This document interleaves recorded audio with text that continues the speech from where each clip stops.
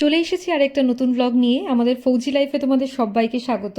বড়দেরকে আমার প্রণাম আর ছোটদেরকে ভালোবাসা জানিয়ে শুরু করছি আজকের নতুন ব্লগ। আগের ব্লগেই তোমাদের সাথে শেয়ার করেছি যে আমার কোয়ার্টারে আমার বাবা এসছে অনেক দিন পর, প্রায় 2 বছর বাদে বলতে পারো। তো বাবা যেহেতু এসছে, ব্রেকফাস্ট একটু কিছু স্পেশাল হলে ভালো হয়। আমি আবার ব্রেকফাস্ট চাইলে বানাতে পারি, কিন্তু জানি না কেমন কি হবে। তো ভাবলাম এখান থেকে উদুপি গ্র্যান্ড থেকে মশালা দোসা নিয়ে যাই। এখানে উদুপি গ্র্যান্ড না পিওর ভেজ, কিন্তু খুব ফেমাস দোসা, ইডলি, বড়া। তো বাবার জন্য এখান থেকে নিয়ে গেলাম আর চাটা বানিয়ে দিলাম। এই চায়ের দুঃখ আর তোমাদেরকে কি বলবো, চাটা ভালো কিছুতেই বানাতে পারছি না। কালকে চা খাওয়ার পর বাবার এত বিচ্ছিরি লেগেছে, বলছে তুই আর চা বানাস না। তো সবই ঠিক আছে, চাটা তুই বানাস না, চা আমার দরকার হলে আমি বানিয়ে নেবো। কিন্তু আমার বড্ড খারাপ লাগলো, আমার বাড়ি এসে বাবা নিজে চা বানিয়ে খাবে। আলাম না থাক, আমি যেমনই পারছি করে দিচ্ছি, খেয়ে নাও। আজকে শনিবার, তো বিশ্বাস গেছে অফিসে। বেচারার কিছুদিন ধরে বেশ চাপ চলছিল অফিসে।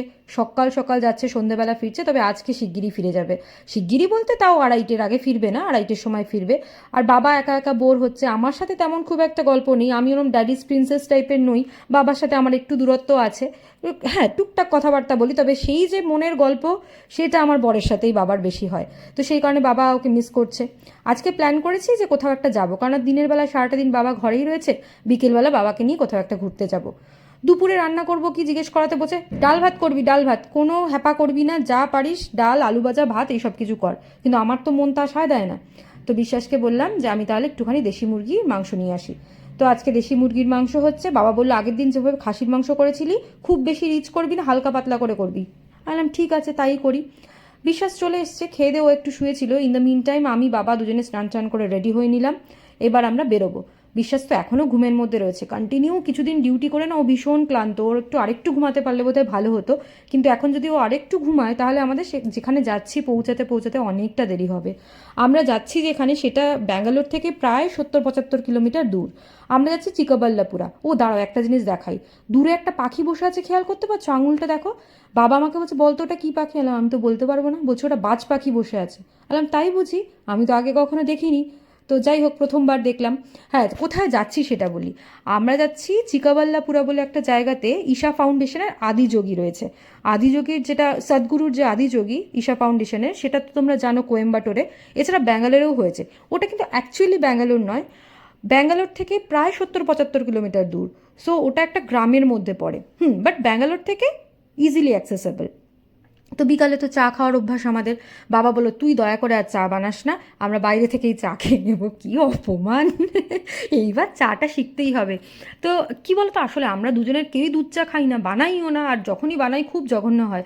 তার মধ্যে কলকাতা থেকে বাবা যে চাটা কিনে পাঠায়, মানে যে ফ্যানিংসে দার্জিলিং টি, সেটা না শেষ হয়ে গেছে। এইবার মুন্নার ঘুরতে গিয়ে মুন্নার থেকে চা নিয়ে এসেছিলাম, খুব ফেমাস, খুব ফেমাস।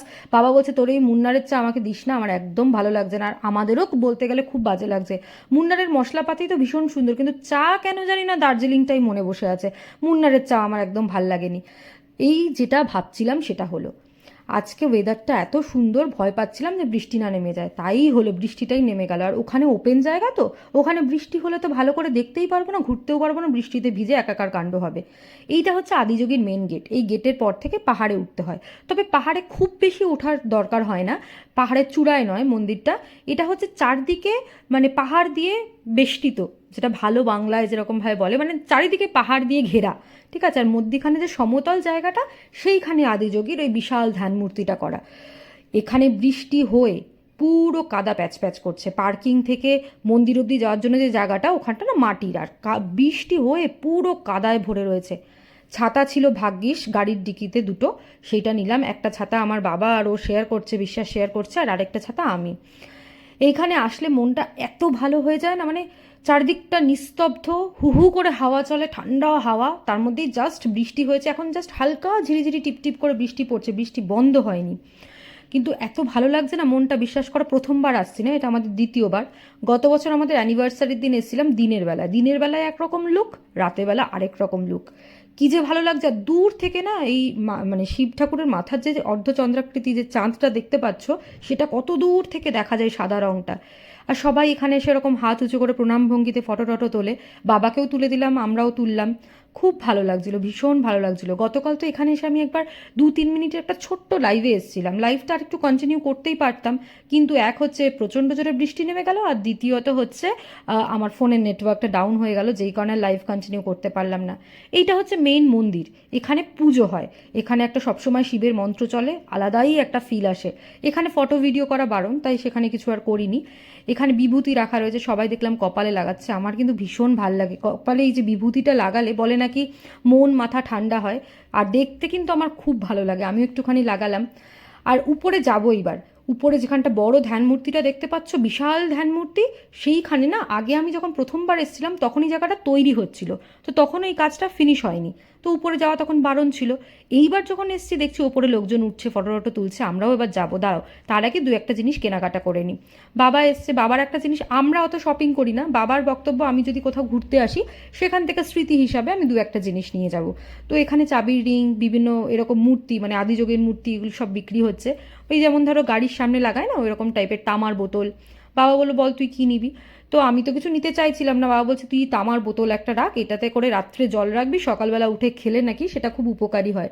বললাম ঠিক আছে, আমি ভাবছিলাম একটা ঘরের জন্য কিনবো, তো বাবা আমাকে একটা তামার বোতল গিফট করলো, আর কয়েকটা চাবির রিং নিল, একে তাকে যাদেরকে আর কি গিফট করার তো তাদেরকে দিতে পারবে বলে।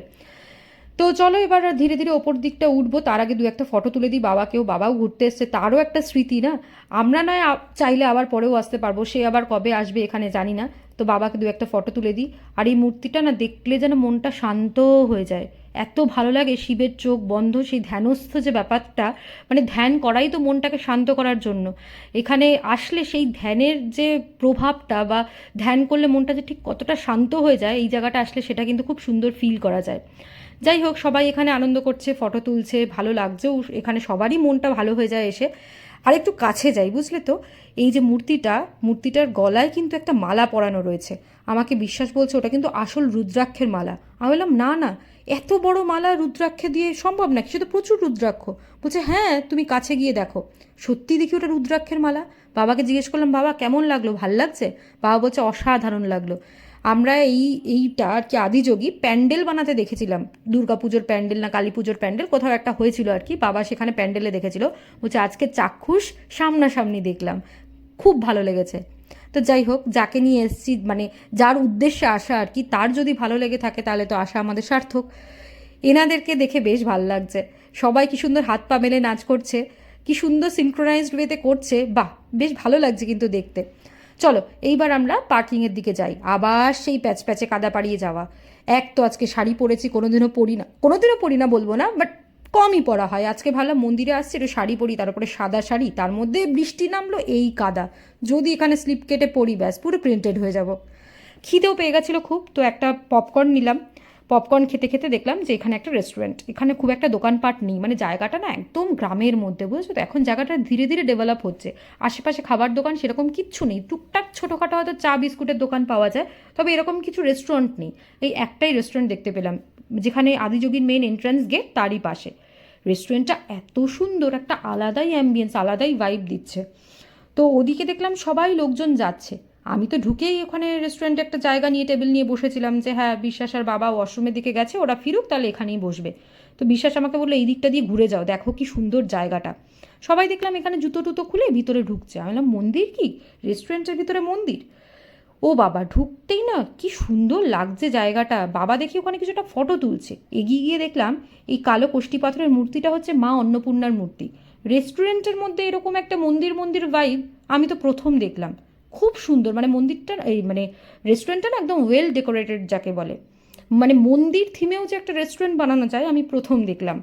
অর্ডার দিলাম, আমি আর বাবা দুজনে দুটো মশলা দোসা নিলাম, আর বিশ্বাস নিজের জন্য নিল ইডলি সাম্বার, তো মিলিয়ে মিশিয়ে হয়ে যাবে, পুরো একটা দোসা আমি হয়তো খাবোও না, একটা দোসা আমি আর বিশ্বাস শেয়ার করবো, আর ইয়ে তো আছেই কি বলে, ইডলি তো আছেই। আমাদেরকে বলল যে যেখানে দেখলেন ওই ঝর্ণার জল পড়ছে, অন্নপূর্ণার মূর্তি বানানো রয়েছে, ওর চারপাশে গ্যালারি মতো বসার জায়গা আছে, আপনারা চাইলে ওখানে বসেই খাওয়া দাওয়া করতে পারেন। আর এখানে কিন্তু সব ভেজ, এখানে যেহেতু মন্দির সংলগ্ন রেস্টুরেন্ট তাই এখানে একদম পিওর ভেজ, এখানে বসে বসেই খাচ্ছি, কি ভালো লাগছে জায়গাটা, বিশ্বাসকে আমি হাত পা নাড়িয়ে তাই বলছি এই পিছনেরই জায়গাটা নাও। ও বলছে হ্যাঁ গো আমি নিয়েছি ভিডিওতে। আলাম তোমাদের সবার সাথে মানে আমি যদি শেয়ার না করি যে কোনো ভালো জিনিস, আমার না মনটার মধ্যে খচখচ করে যে আমার যদি কোনো জিনিস ভালো লাগে না, সেই জিনিসটা আমি ভিডিওতেও তোমাদের সাথে শেয়ার করব। মশালা দোসাটা খুব ভালো ছিল, এটাও ভালো লাগছে, তবে এটা তো তোমাদের সাথে শেয়ার করতে পারছি না বলো। সামনাসামনি হলে না হয় দোসাও শেয়ার করে দিতাম। তবে মশলা দোসাটা খুব টেস্টি ছিল, সাম্বারটাও খুব ভালো ছিল। তারপর কি করলাম, কয়েকটা চা অর্ডার করলাম। বাবা চিনি ছাড়া দুধ চা খায়, কিন্তু এখানে চিনি ছাড়া দুধ চা পাওয়া যাচ্ছে না, তো বাবা বললো তাহলে এক কাজ কর কফিই নেই কিন্তু চিনি ছাড়া, বাবা যেহেতু ডায়াবেটিস আছে তো সেই কারণে চিনি ছাড়া খায়। আমাদের জন্য আমি আর বিশ্বাস লেমন টি আমরা আর কি অর্ডার করলাম। খুব ভালো ছিল লেমন টিটা, এই কারণেই চাটা খেয়ে ঘরে ঢুকবো, কারণ আমার ঘরে গেলে তো বাবা সেই আবার চা নিয়ে অবজেকশন দেবে। অবজেকশন নয়, আমি সত্যি খুব বাজে বানাই, আমি নিজেও একটু মানে টেস্ট করে দেখেছি, অতি জঘন্য ছিল। এখানে দেখো রেস্টুরেন্টের বাইরেই কি সুন্দর ধুত্র ফুলের গাছ উঠেছে, দেখো সামনেই তোমার শিব ঠাকুরের মন্দির, তার কাছাকাছি ধুত্র ফুলের গাছ, কি সুন্দর একটা ওয়েল সিনক্রোনাইজড ব্যাপার। তো যাই হোক, আবার সেই 1-1.5 ঘন্টা মতো জার্নি করে আমরা ফিরলাম।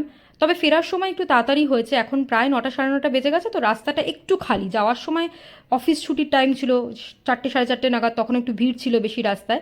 এখন রাস্তা আমরা খালিই পেয়েছি, একদম হু করে গাড়ি টেনেছি, তাড়াতাড়ি পৌঁছে গেছি। এবার যাই ধীরে ধীরে ঘরের দিকে, টুকটাক কাজকর্ম বলতে একটু সামান্য রান্নাবান্না, আর ঘরটা একটু গোছানোই আছে, এছাড়া আর কিছু নেই। তবে বাবা আর বিশ্বাস দুজনেই বললো এক্ষুনি কিছু রান্না করিস না, একটু পরে করিস, কেননা আমাদের সবারই এই দোসা ইডলি পিডলি খেয়ে পুরো পেট ভর্তি, এক্ষুনি খেতে পারবো না। ঠিক আছে তাহলে অন্তত ফ্রুট জুস দিই, ফ্রুট জুস খেতে লাগুক গল্প করতে করতে। আর আমি কি করলাম, একটু মাছ ভেজে রাখলাম, ডাল মাছ ভাজা আর ভাত। বাবাই বলল যদি কিছু রান্না করিসও বা মাছের ঝোল টোল করিস না, মাছ ভাজা করিস, ডাল আর ভাত। তো ঠিক আছে তাই হোক। আর সাথে একটু ড্রাই ফ্রুটস দিলাম, যে গল্প করতে করতে একটু মুখ চালাতে থাকুক। অন্তত কি হয় যে শুকনো মুখে গল্প করতে ভালো লাগে না, আর এতে তো কারোর পেট ভরে না, জাস্ট একটু টাইম পাস, ফ্রুট জুস আর মিক্সড ফ্রুট ড্রাই ফ্রুটস খাক। তো চলো আজকের ব্লগটা তাহলে এখানেই শেষ করছি, ভালো লাগলে একটা কমেন্ট করো, লাইক করো, আর সবাই ভালো থেকো, সুস্থ থেকো।